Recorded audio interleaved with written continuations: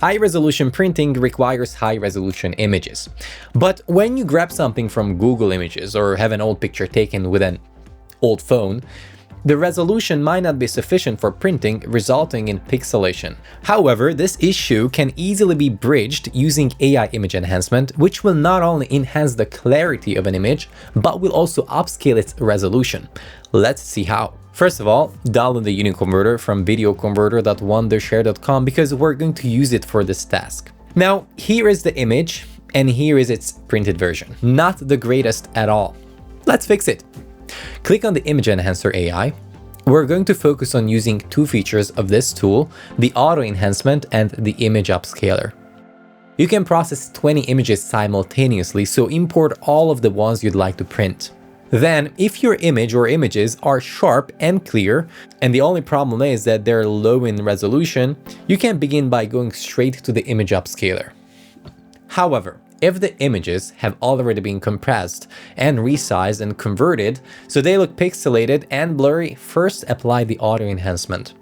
This feature will give them back their sharpness and clarity. So click on the Auto Enhance feature, choose an output folder, and click on Export All.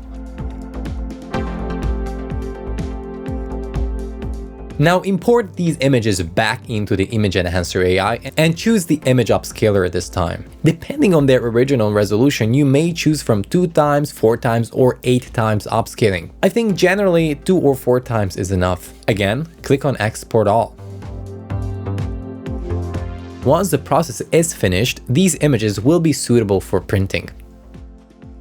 Additionally, if your images require, you can perform the Old Photo Restorer feature or the Old Photo Colorizer in case you'd like to print a black and white photo in color. You have to use them the same way as before. Just click on them and then click on Export.